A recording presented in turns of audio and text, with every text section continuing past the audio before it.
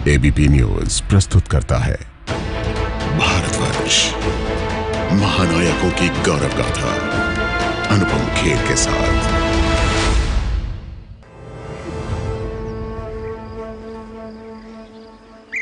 मेरे पति अभी संन्यास नहीं ले सकते, ये अभी पराजित नहीं हुए हैं।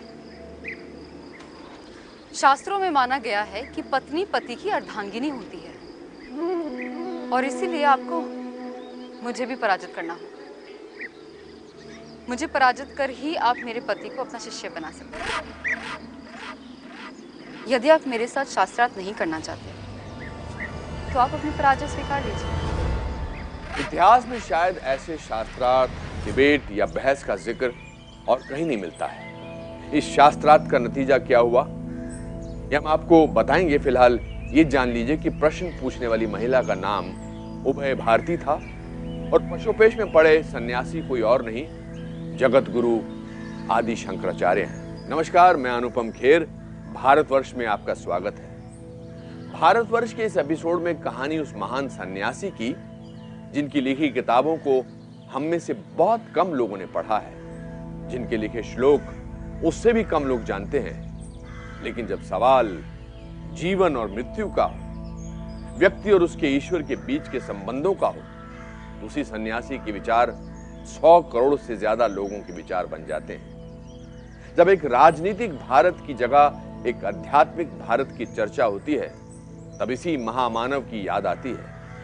भारतवर्ष में इस बार महागाथा जगत गुरु आदि शंकराचार्य की। यह है आज के भारत का राजनीतिक मानचित्र। लेकिन क्या राजनीतिक सीमाएं ही भारत को बनाती हैं? अब आप एक आध्यात्मिक भारत की रूपरेखा देखिए। उत्तर में हिमालय की गोद में ज्योतिर्मठ, भारत के पीछे जिनकी सोच है उन्हें ही जगत गुरु आदि शंकराचार्य कहते हैं। रक्षा की दृष्टि से, सामाजिक दृष्टि से, सांस्कृतिक एकता की दृष्टि से, जो है आध्यात्मिक एकता की दृष्टि से, ये सारी चीज है। जब आप इसको देखेंगे तो आपको लगेगा कि जो मतलब ऐसे व्यक्ति हो नहीं सकते दूसरे जो इस तरह का चिंतन रखते और उन्होंने सफल प्रयोग किया। आज से 1200 साल पहले जब भारत राजनीतिक तौर पर ही नहीं बल्कि धार्मिक तौर पर भी बटा था, तब धर्म के नाम पर आडंबर था, कर्मकांड था। जिसे आज हम हिंदू धर्म कहते हैं, वो 84 से भी ज्यादा अलग अलग संप्रदायों में बटा था। यहां तक कि बौद्ध धर्म में भी तंत्र मंत्र करने वालों का बोलबाला था। बौद्ध धर्म का जो उस समय स्वरूप है वो हीनयान नहीं है, महायान नहीं है। वो समय है जब वज्रयान आ गया है, यानी तांत्रिक बुद्धिज्म का बहुत ज़्यादा प्रचलन हो गया है, जिसके कारण से समाज में धर्म के नाम से विकृतियाँ आने लगी हैं। एक तरफ ये दृश्य है, दूसरी तरफ क्या है कि हिंदू धर्म जिसे आप कहते हैं, वैदिक धर्म कहते हैं, उसमें एक मूर्ति पूजा वाले संप्रदाय, शैव संप्रदाय, वैष्णव संप्रदाय, सूर्य की पूजा करने वाले सौर संप्रदाय, गणपति की पूजा करने वाले गणपत संप्रदाय, शक्ति पूजा वाले शाक्त संप्रदाय, ये आपस में संघर्षशील हैं। इनमें आपस में बहुत ज़्यादा हिंसक घटनाएं हो रही हैं। इन हालात से धर्म को निकालने के लिए जगत गुरु आदि शंकराचार्य ने पूरे भारत की पैदल यात्रा की थी।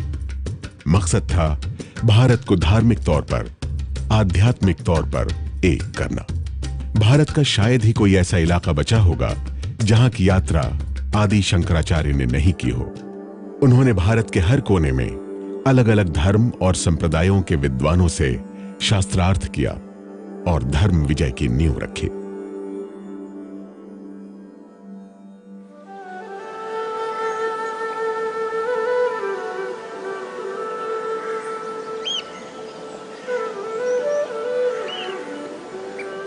इस महान दार्शनिक और धर्म की रक्षा करने वाले आदि शंकराचार्य की जीवन यात्रा शुरू होती है केरल के एर्नाकुलम जिले के काल्टी या कलाडी गांव से।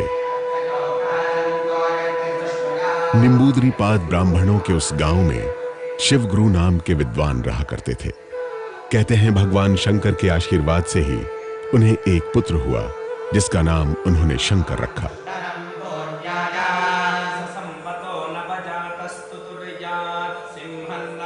आमतौर पर इतिहासकारों की राय यही है कि शंकराचार्य का जन्म 788 ईस्वी में हुआ था, यानी आज से करीब 1200 साल पहले। कुछ लोग आदि शंकराचार्य का जन्म 2500 साल पहले भी मानते हैं। जन्म से ही शंकर अपनी अद्भुत प्रतिभा से सबको चकित कर रहे थे। कहा जाता है कि वो इतने प्रतिभाशाली थे कि 3 साल की आयु में ही मातृभाषा मलयालम सीख ली, वेदों को पढ़ डाला, धर्म के कठिन प्रश्नों का उत्तर देने लगे।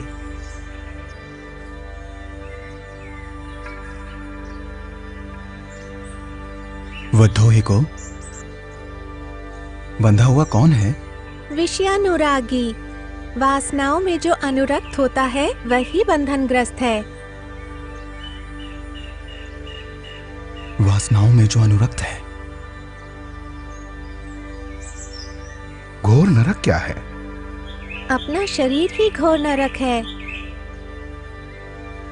अच्छा। आचार्य एक के बाद एक प्रश्न पूछ रहे थे और 3 साल के बालक शंकर उनके हर प्रश्न का उत्तर ऐसे दे रहे थे मानो उन्हें हर शास्त्र का ज्ञान हो। ऐसा तेजस्वी बालक तो मैंने आज तक नहीं देखा। आचार्यगण, ऐसे पुत्र को पाकर हम धन्य हो गए।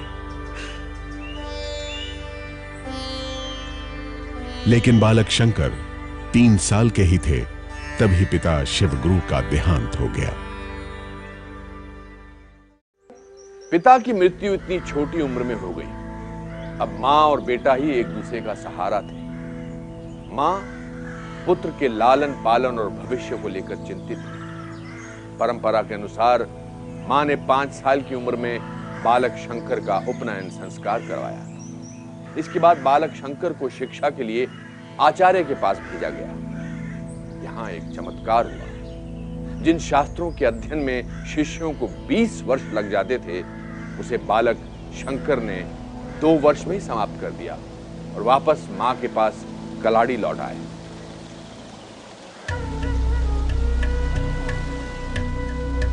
बालक शंकर के बारे में जो कहानियां कलाड़ी के साथ साथ पूरी दुनिया में चर्चित हैं, उनमें से एक इस पूर्णा नदी से भी जुड़ी हुई है। अब इसे पेरियार नदी कहते हैं। अभी यह नदी कलाड़ी को छूकर निकलती है, लेकिन शंकर के समय यह गांव से काफी दूर बहा करती थी और उनकी मां को पानी और स्नान के लिए जाने में काफी दिक्कत होती थी। मां को परेशान देखकर बालक शंकर ने प्रार्थना की और पूर्णा नदी ने धारा बदली। लेकिन मां की चिंता कुछ और ही थी। एक दिन अगस्त ऋषि बालक शंकर के घर पहुंचे। हे देव, मेरे बालक को लंबी आयु का आशीर्वाद दीजिए। ये संभव है। 8 वर्ष, इसके उपरांत 8 वर्ष अर्थात 16 वर्ष, फिर कुछ कारणवश और 16 वर्ष अर्थात आचार्य,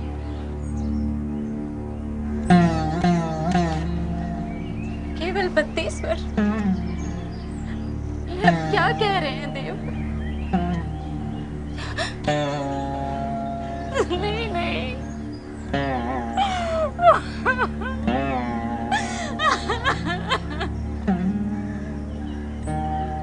32 वर्ष की आयु में पुत्र के देहांत की बात सुनकर मां कांप उठी।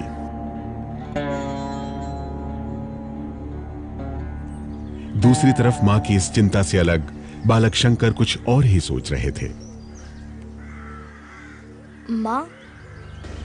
हाँ बेटा।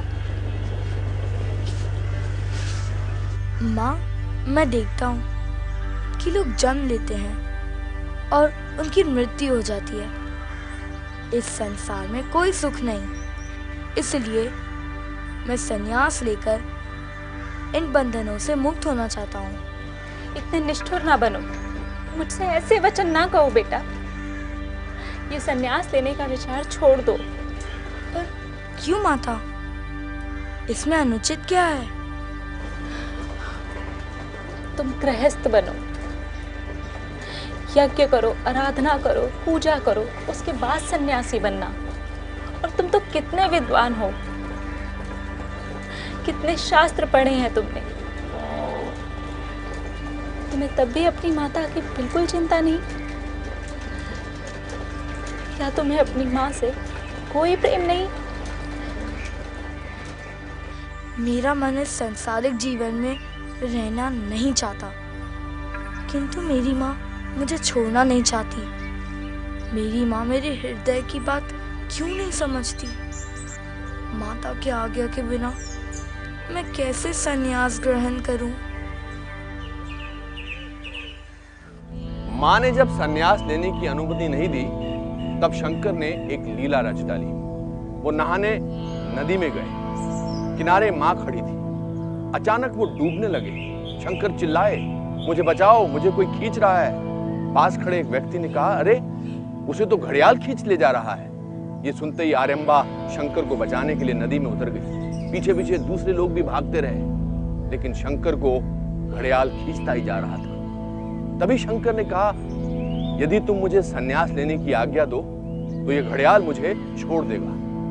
माँ आश्चर्य से शंकर को देखती है। बालक शंकर ने फिर कहा, कुछ ही क्षण बचे हैं माँ, बोलो माँ। आखिरकार माँ ने उन्हें संन्यास की अनुमति दे दी। While giving permission, अनुमति देने के वक्त बालक शंकर की माँ ने उनसे एक बात कही। उन्होंने कहा कि मेरी एक इच्छा है। तो बालक शंकर ने पूछा कि वो क्या है? तब उनकी माँ बोली कि मेरी मृत्यु के समय तुम ही मेरे पास आना और मेरा अंतिम संस्कार करना।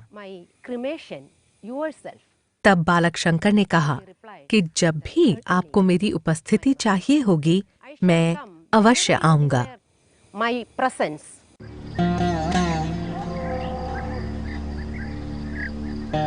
जिस आयु में बच्चे मां की ममता के आंचल में पलते बढ़ते हैं, जिन दिनों मासूम बच्चों की दुनिया घर आंगन और गांव तक सिमटी रहती है, उस उम्र में घर परिवार, सखा संबंधी और मां को छोड़कर बालक शंकर संन्यास के मार्ग पर निकलने वाले थे।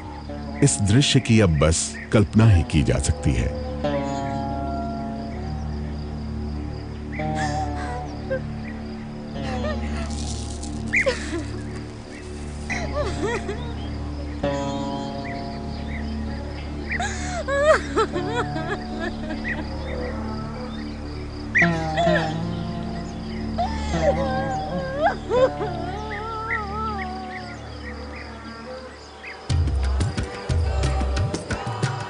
घर छोड़ने के बाद शंकर कई दिनों तक घूमते रहे। उन्होंने मार्ग में कई नदी, पर्वत और जंगलों को पार किया। बालक शंकर गुरु की खोज में घर से निकले थे। ऐसा अनुमान लगाया जाता था कि वो अपने जन्म स्थान केरल के कलाडी से निकलकर तुंगभद्रा की ओर मुड़े और फिर इसके बाद श्रृंगेरी से गोकर्ण होते हुए ओंकारेश्वर पहुंचे। ओंकारेश्वर में नर्मदा नदी के तट पर गुरु श्री गोविंदपाद का आश्रम था।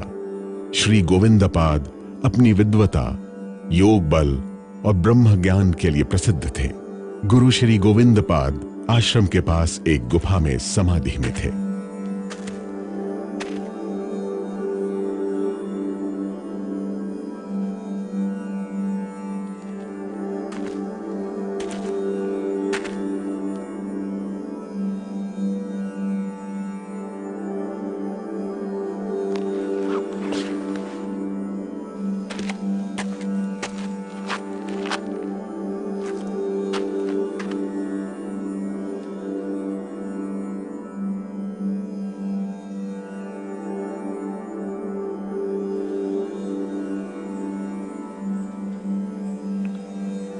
कौन हो तुम?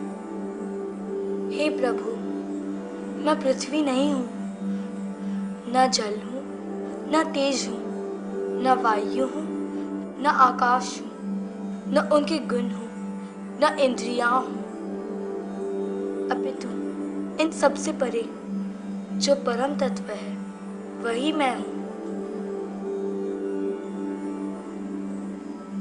तुम्हारे उत्तर से मैं बहुत प्रसन्न हूँ। तुम्हारे उत्तर से अद्वैत का साक्षात्कार होता है। उन्होंने एक तरीका अपनाया कि अपना परिचय देने के लिए कि मैं जो कुछ भी आप आमतौर में समझते हैं कि वो मैं नहीं हूँ। आमतौर में क्या समझते हैं कि शरीर को समझते हैं कि ये गोरा गोरा है तो ये स्वरूप इनका परिचय है, तो कहता है कि ये तो शरीर हो गया, मैं नहीं हूँ। तो नाम तो मेरा शरीर को रखा है, तो मैं नाम से मेरा परिचय कैसे कराऊँ? मैं शरीर से भिन्न हूँ, इंद्रिय से भिन्न हूँ, अंतःकरण से भिन्न हूँ। जो कुछ भी आप दिख रहा है, आपका व्यवहार जिस किसी रूप में हो रहा है, उन सबसे मैं भिन्न हूँ। सदानंद रूप शिवोहम शिवोहम। न मैं जाति हूँ, न धर्म हूँ, न महाभूत हूँ, न जल हूँ, न वायु हूँ, न आकाश हूँ। मैं शुद्ध चैतन्य मूल तत्व हूँ। तो अब ऐसे जो स्टेटमेंट जब आप देखेंगे ना, तो यही आदि शंकराचार्य को और से बहुत ऊपर लेके चला जाता है कि कहते हैं कि हमारा जो मूल स्वरूप है, या हमारा नहीं सबका मूल स्वरूप, या इस सृष्टि के कण कण का मूल स्वरूप जो है, वही एक सत्ता है जो मैं हूं। शंकर 9 साल के थे जब वो श्री गोविंदपाद से मिले। श्री गोविंदपाद ने शंकर को सन्यास की दीक्षा दी और अपना शिष्य बनाया। कहते हैं श्री गोविंदपाद के कहने पर सन्यासी शंकर ने महाभारत में लिखे विष्णु सहस्त्र नाम पर श्लोकों की रचना की, जिससे लोग परमात्मा के 1000 रूपों को समझ सके। विष्णु सहस्त्र नाम की गूंज आज भी सुनाई देती है। तरह तरह की परीक्षा के बाद श्री गोविंदपाद ने ही शंकर को शंकर आचार्य या शंकराचार्य का नाम दिया। यानी जिसे हम हिंदू धर्म कहते हैं, उसके सबसे महत्वपूर्ण धर्म गुरु शंकराचार्य की परंपरा की शुरुआत यहीं से हुई। श्री गोविंदपाद ने शंकर को 4 महाकाव्यों में ब्रह्म तत्व का उपदेश दिया था। तत्वमसि, वह पूर्ण ब्रह्म तू है। प्रज्ञानम ब्रह्म, प्रज्ञा रूप उपाधि वाला आत्मा ब्रह्म है। अहम ब्रह्मास्मि,